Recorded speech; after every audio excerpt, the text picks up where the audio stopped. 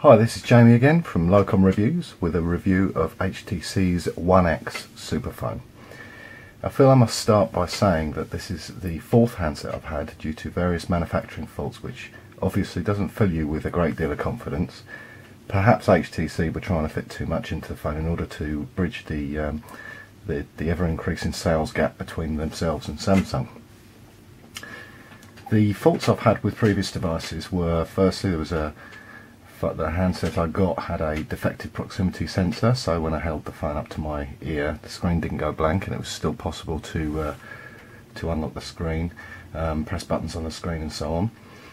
I had a flickering screen, which I believe is a fairly regular fault, and another issue was with network loss. So as I say, fourth handset I've had, I've persisted with it, and this is my review. I did contact HTC about these faults, and they advised they've had some issues with their factories, and that a new batch of One X's should be installed now, which are much better made.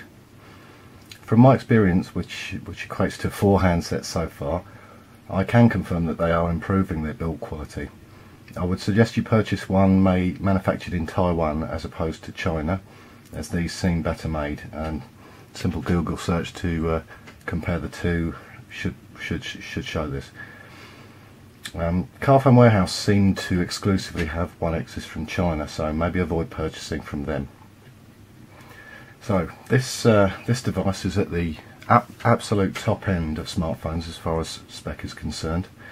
Has a quad-core 1.5 GHz processor with 1 GB of RAM, plus an additional core which is more power efficient and can handle some of the more basic tasks, such as active standby and music playback.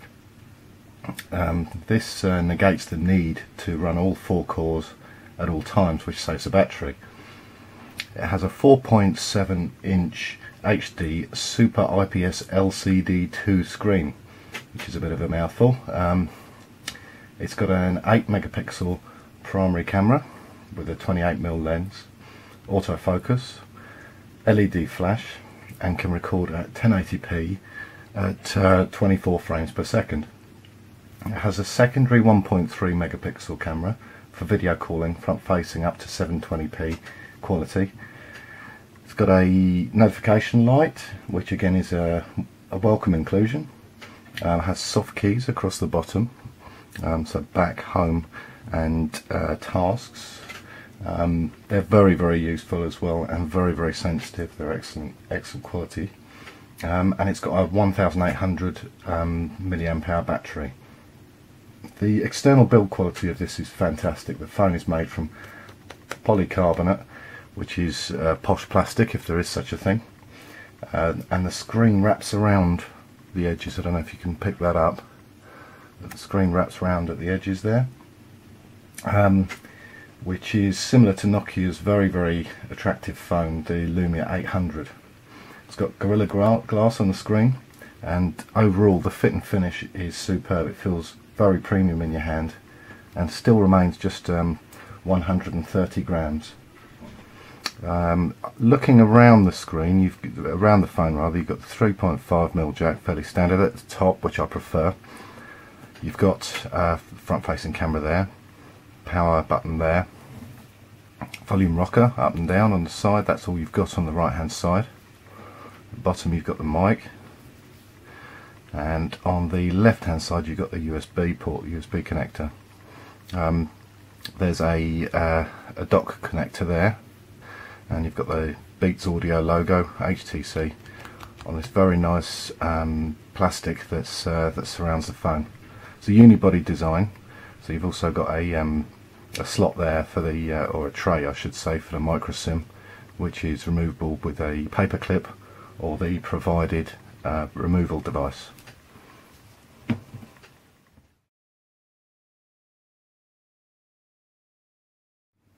I've been using the HTC One X for about 3 days now, and these are my findings. I'm going to split them into categories for you.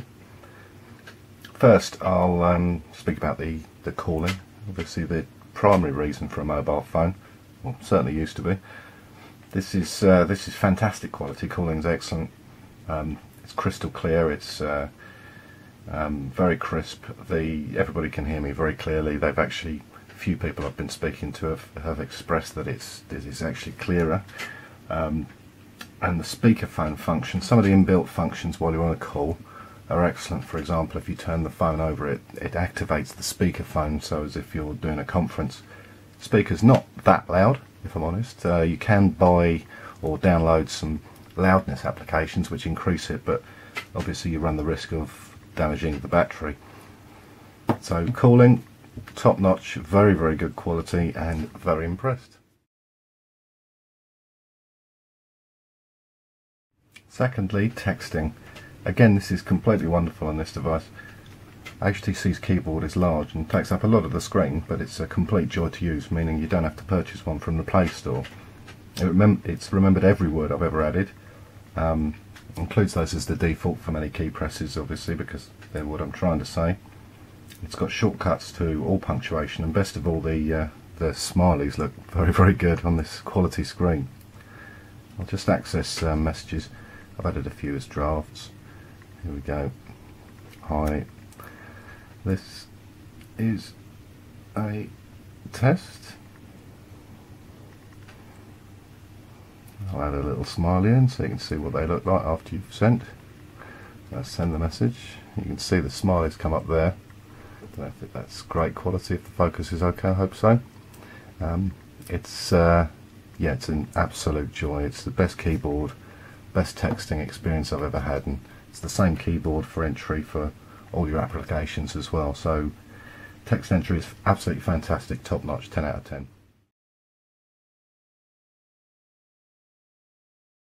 Third, the browser. Put simply, this is the best I've ever used on a mobile device. Useful additions such as text reflow and the ability to simply activate and deactivate Flash for inbuilt videos on the web are very, very welcome. The internet looks completely glorious on this screen as well. I can easily read in portrait mode without zooming, but if I ever need to, I think it's good to know that the text will reflow so that I can read what I'm interested in. So I'll access the browser now. Google as the home page. Let's go on to Amazon, shall we? Very nice and smooth. Amazon will probably default to its mobile page. Yes, it has done. Thanks for doing that. Stop me from looking like an idiot. So that's the full page.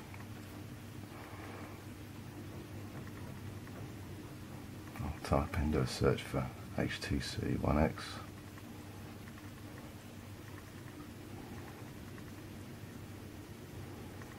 There's a lovely haptic feedback as well when you touch the keyboard, and it's very positive. Shows you you know for certain that you've made a key press. So there's the One X with a bit of text reflow there just to keep it all in place. That's the price on Amazon now, $444.99. The price seems to be fluctuating a bit on Amazon, up and down, for whatever reason. Let's see reviews. 72 customer reviews. I think my internet connection's not the fastest at the moment, but it's a lovely experience. And when you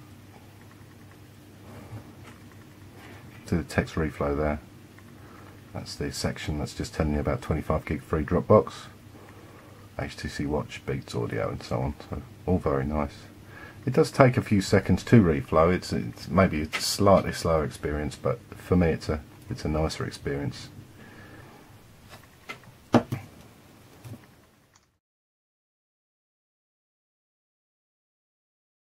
Okay, the fourth section I'm going to speak about is probably the best inclusion on the device, and that's the music player.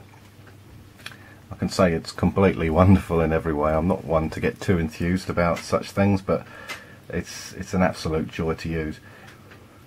It's probably the second best music player I've ever had after my iPod Classic. If I go into the music application, you can do from the very useful, very good shortcuts, or from the menu. Let's have a look. Music, I've got quite a lot on there now. There's music. So you have this list of applications. Obviously most devices nowadays have more than one application for music. For you might want to listen to internet radio. You might want to recognise music. Might want an application that recognises music, or one for purchasing music. I think this is an excellent idea, having them all in one place rather than scattered all over your applications list. You can obviously add them to a folder if you want to on your desktop or something, but these are, I think they're nice that they're all categorised within the music application. I downloaded the Amazon MP3, which is where I purchased my MP3s from. Downloaded this application from the Play Store, and it just knew to put it as part of music. Now I'm not sure how it did that, some kind of magic, but I'm pretty impressed. I added initially 78 songs, and they didn't all have their album art for whatever reason. They are my copies. I have purchased them, but for whatever reason they didn't all have album art. So it literally took 3 presses. You go onto one song. Let's have a look. There we go. I'll go on to that. Pause it. So if you didn't have the album art for this, you just press menu, update album art, and then you can update all, and it does it. It goes away and does it, and then every single song has the album art next to it. I think this is very nice. I really, compared to the previous Samsungs I've had missing album art for many years, and it's just something that I thought was part and parcel of having digital music rather than CD copies. But it's very nice, and now I know that all my album art's updated. It gives me a better feel when I'm listening to music.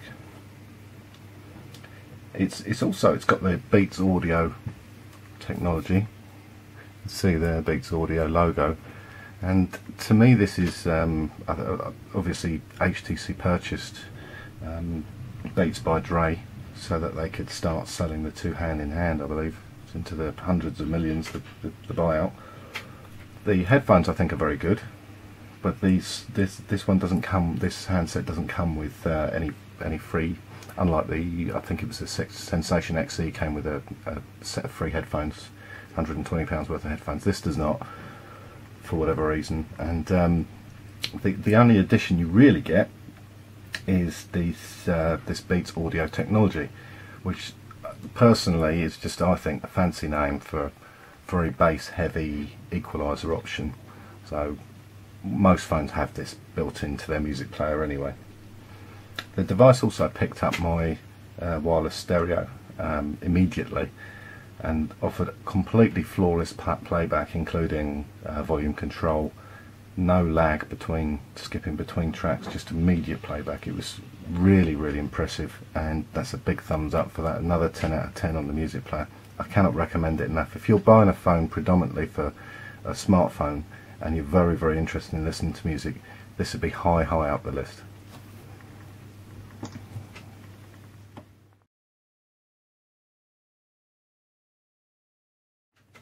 The fifth category I want to speak about is video. This is again absolutely fantastic. There's whether you're watching videos you've captured yourself, purchased from the various HTC and Android stores available, or converted from your home collection, it's superb. The playback quality is excellent, volume, the sound, everything's superb. There's no video application as such, so if you go in you won't find video. Watch is HTC's own application for downloading and purchasing of videos, I believe. Haven't actually gone in there yet, so that may not be. But you access from the gallery, and you can go, let's have a look, all videos, and there's your list of videos. Now they're not playing in the background much like the Samsung Galaxy S3 does, gives you a moving tile, but I don't mind this. I can see which videos these all are, and I'm happy to use this. It's very good. When you do select a video and begin playback, and I'll turn the volume down, sorry about that. I'll change it to landscape. You can see it's excellent quality, but better than that, you can take stills while you're watching any kind of phone, any kind of video at all, whether you purchased it or otherwise. Those stills are available for you later on, and you may well want to show people snaps of the videos. If you've missed something while you're recording it and you haven't taken the still whilst you're recording video, then you can obviously take a still there. That's absolutely superb. HTC should be commended for the video playback and the music, because they're two of the best media applications I've ever used. I'll just have a quick show you of the speed and smoothness of the handset. It is very smooth. I don't think it's quite as smooth and slick as the Samsung Galaxy S3, but it's got a very different look and feel to it because of the different overlay that HTC and Samsung use, but still very smooth and slick. The selection of widgets on this is mind-blowing. I'll mention that a bit later on in the video.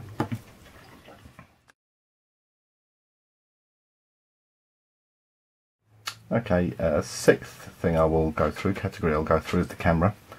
Again, this is mind-blowingly good. I would say it's the best camera I've ever used on a smartphone. The camera opens, I don't know if it's much publicised, but it opens 0.7 or actions 0.7 seconds quicker than Samsung Galaxy S3, and HTC are very proud of this fact. I don't think 0.7 seconds is the biggest deal in the world, but it's good to know that it's a very quick camera.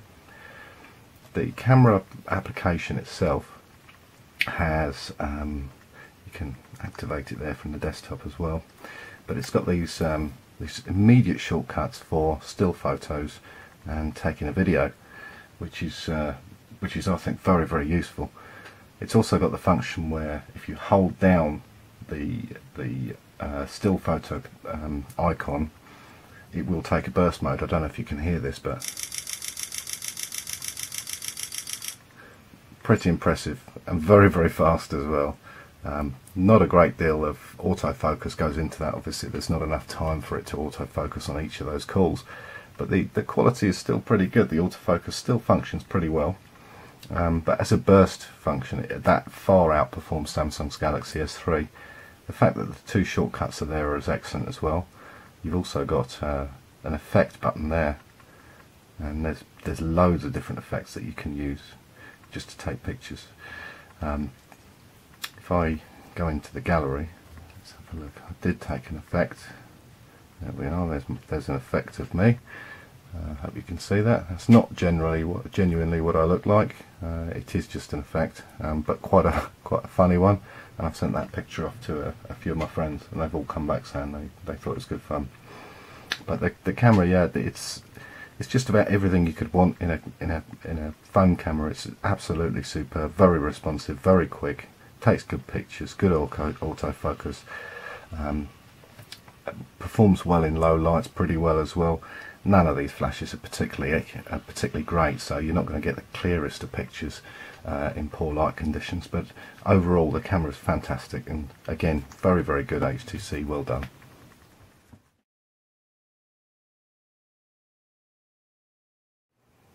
Next I will, this is the seventh option, which is battery life. Battery life of HTC's has really been the bugbear of their owners, I would say, and sadly this is no real exception. I would recommend you install some kind of battery saver application if you're a heavy user. And if you want to get through a full day's usage, using LCD technology on the screen gives obviously more realistic colours, and I think it's a better experience than AMOLED technology, but it does use more power. The fact that there's the quad core operating with 1 GHz of RAM as well, a lot of time the phone does heat up and it does rinse the battery. As I say, if you're a heavy user, 1800 milliamp hours is just simply not enough. I'm a pretty heavy user and I'm a commuter as well, so I use it during the commute, and although it's a pleasure to use, I do have to charge the phone between 1 and 2 hours during the day as well as overnight. I'll have a quick look at the power usage here.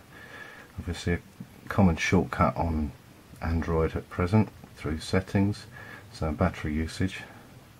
So you get a graph and it says there 1 hour 58 minutes 21 seconds on battery and 56%, so pretty poor, but it's a drawback of having such a high performing, high spec device, and I'm to be honest, it's impressed me so much that I'm willing to accept that drawback at this time. But bear in mind, it's something you'll need to consider if you're on the road. You'll need to get a car charger. If you're in an office, you'll need to take a charger with you to work, I would say.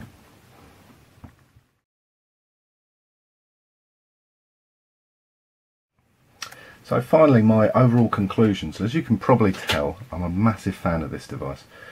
Despite the early build quality issues and the poor battery, I've persisted with it.